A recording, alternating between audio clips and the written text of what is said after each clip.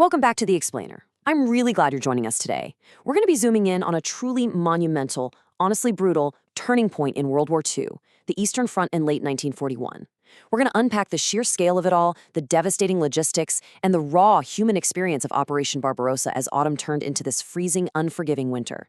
So, let's dive right into this explainer and try to bring some clarity to one of the darkest chapters in modern history. I want you to listen to these words for a second. There's a growing sense of human wretchedness and collective guilt.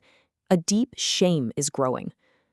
Now, you might think a historian wrote that looking back decades later. Nope. This was actually found in the uniform pocket of a German infantryman who was killed in December 1941, just 115 kilometers south of Moscow. It's such a haunting way to ground ourselves, isn't it? Because before we zoom way out to look at these massive strategic maneuvers and military plans, we absolutely have to remember the visceral, boots-on-the-ground reality here. Millions of lives were literally being chewed up by this conflict. All right, that brings us to Section 1, Operation Typhoon begins, the drive to Moscow. Okay, so picture this. It's the end of September 1941. We're 3 months into the invasion, and the Soviet Union is just bleeding out. Hitler decides it is absolutely crucial to capitalize on this momentum before winter hits. So on October 2nd, he launches Operation Typhoon. This is a massive barrage on Soviet positions aimed straight for the capital. The speed is terrifying. By October 3rd, tank divisions have already reached Orel. That is a 200-kilometer advance in a single day. The Soviet defensive lines, which were dealing with massive command issues, were basically effortlessly pierced. And then, just a few days later, on October 6th and 7th, the Wehrmacht executes these two huge pincer movements, completely encircling Soviet armies at Bryansk and Vyazma. Because of those massive encirclements, the Germans captured an unbelievable number of people, 650,000 Soviet prisoners. And here's the thing you really have to understand about that staggering figure. It wasn't just armed soldiers. Yes, it included 25,000 officers and a dozen generals, but it also swept up nurses, farmers, and everyday men and women who were just trapped by how sudden the encirclement was. Even the Germans themselves couldn't quite believe the scale of their own success. This whole situation really highlights the wild disconnect happening inside the Soviet capital at the time. It's what I kind of call Moscow's delirium. On the one hand, you have this macro-level propaganda being spoon-fed to the citizens. Newspapers are printing stories of military triumphs, heroic resistance, and boldly claiming that Moscow will always remain Soviet. But on the other hand, you have this micro-level terror quietly spreading through the city as the reality starts leaking in. Frontline soldiers were flooding back into the city, and they were talking about severe defeats and the utter disintegration of the Red Army. The general population was caught totally unaware of how close the danger actually was. And then, on October 16th, the bottom completely falls out. The panic hits. Muscovites wake up to find the subway stations are unexpectedly closed. The usual propaganda announcements on the radio, completely silenced. Instead, the public loudspeakers are just playing these eerie Viennese waltzes.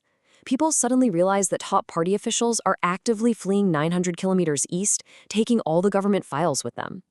The human toll of this sudden panic was just devastating. To put a face to this, think of 16-year-old Georgi Efron. In his diary, he describes watching his mother fall into such utter, overwhelming desperation that she took her own life, totally convinced the city was about to fall. The entire city was just bracing for the absolute worst. While Moscow is bracing for impact, we need to shift our focus up north. Section 2, the Siege of Leningrad, Death by Starvation. Up in Leningrad, 2.5 million people were entirely cut off. And the strategy here? It was incredibly calculated and, frankly, chilling. Listen to this direct order from Hitler regarding the siege. We won't enter the Russian cities. They must die out completely. To do here as was done to the American Indian. The German High Command desperately wanted to avoid taking incalculable losses in brutal street-to-street fighting. So, their inhumane workaround was to just surround the city, block it off, and starve the entire population to death. Now contrast that cold, detached map-room strategy with the actual reality on the ground. We have the account of Luba Shaporna. She was a set designer, but she became a nurse just to support herself. She documented the agonizing reality of German artillery intentionally bombing full hospitals, food depots, and apartment buildings from morning to night. In her diary, she writes from inside a crowded hospital hallway, surrounded by the wounded, and she is just completely unable to comprehend the aimless barbarism of dropping explosive and incendiary bombs on burn victims and innocent patients. I really want this next number to sink in for a moment. 11,000. That's the number of Leningrad residents who starved to death by the end of November 1941 alone. They were forced to try and survive on virtually nothing. There's a record from a high school student who noted that he couldn't even buy the 400 grams of oats that were somehow supposed to last him 10 days. And tragically, by the end of December, another 52,000 people would join that death toll. Hunger, as the Germans ruthlessly understood, was this constant, uninterrupted state that just entirely hollowed out the spirit of resistance. Meanwhile, back on the main front, the seemingly unstoppable German war machine met its match. And it wasn't the Red Army. Section 3. Halted by autumn mud. The Great Equalizer. We really need to define a geographical concept here that absolutely wrecked the German command's plans. It's called Rosspitschitze. Basically, it's the autumn rain and mud season in Russia. It turns open terrain and dirt roads into these swampy, completely impassable bogs. It was literally swallowing tanks, horses, and entire armies. Because of this, the German supply lines for food and equipment just descended into total chaos. To truly grasp what a logistical nightmare this was, listen to what General Gotthard Heinrici wrote in his diary. At best, a truck needs 36 hours to travel 35 kilometers. The desperate cry rings out, "We can't go on." Heinrici's men were entirely bogged down. Gasoline, bread, oats, literally none of it was getting through. The infantry wasn't even fighting at this point. They were just pushing heavy vehicles out of the mud, over and over and over again. It led to a level of physical exhaustion that's hard to even imagine. And tragically, this logistical failure cascaded into an even darker reality behind the lines for Soviet prisoners of war. The conditions were just horrific. The Germans had over 3 million prisoners in total. Branded as subhuman by Nazi ideology, these prisoners were herded into makeshift camps under open skies, completely denied food, medical help, or shelter. They were literally forced to eat dirt, bark, grass, and even their own belts just to try to survive. A young woman named Irina Hershunova actually witnessed one of these camps near Kyiv. She described seeing local women rushing in to throw scraps of food to the starving prisoners, only to watch German guards brutally beat the prisoners with rifle butts and attack the women. She called it a hellish scene from the Middle Ages. The result of these inhumane conditions was utterly devastating. 5,000. That is how many Soviet POWs were dying every single day during the month of October 1941. Fathers, brothers, and sons completely abandoned to the elements and starved to death. Eventually, the mud froze, and the final push began. Section 4, Moscow's Last Stand. Winter and Iron Fists. So the Soviets actually used the delay from all that mud to mobilize hundreds of thousands of civilians and young recruits to dig defensive trenches around the capital. General Georgy Zhukov was put in charge of the defense, and he used absolute iron-fisted discipline. He issued Order 345. Step 1, cowards abandoning posts are to be shot on the spot. Step 2, military tribunals must strictly enforce this rule. And his overriding doctrine? Not a single step backwards. It was unimaginably brutal, but it rapidly fortified the defense of Moscow. Let's walk through how this winter halt actually played out in November.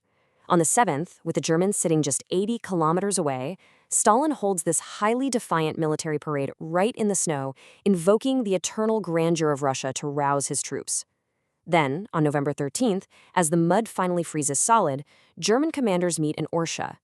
Despite the utter exhaustion of their troops, General Halder insists the power of the German will must triumph. So, on November 15th, they launch one final, massive push. But they immediately hit an impenetrable Soviet wall. The fierce, desperate resistance of the Red Army simply grinds the offensive to a complete halt. But here's the crazy part.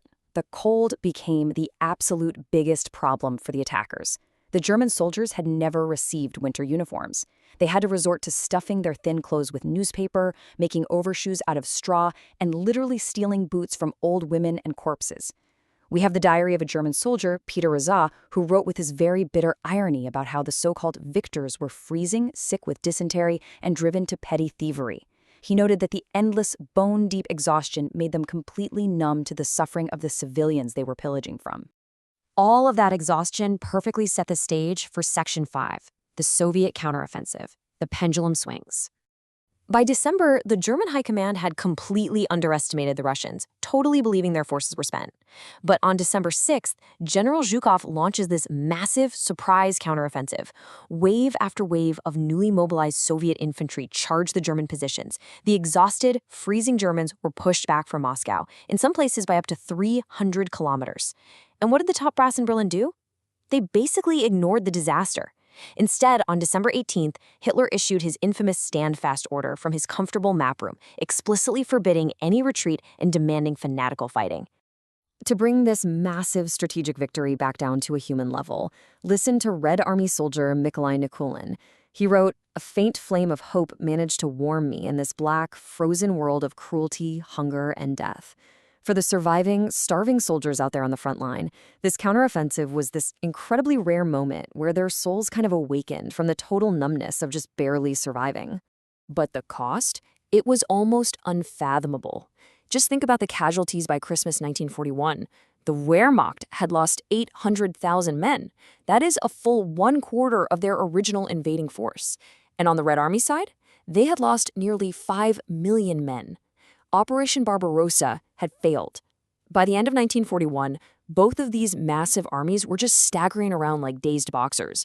Neither of them had the strength left to deliver a knockout blow, but both of them absolutely refused to fall down. Which really leaves us with one incredibly provocative question to end our explainer today. If just 6 months of fighting cost millions of lives and ultimately solved nothing, ending in this horrific freezing stalemate, how on earth could these two shattered armies possibly survive the years of even greater bloodshed that were still to come? The overwhelming numbers we looked at today, they mark only the beginning. I want you to really think about that as we wrap up. Thank you so much for joining me today as we unpacked the deep history behind this immense conflict. Stay curious, keep learning, and I will see you for our next explainer.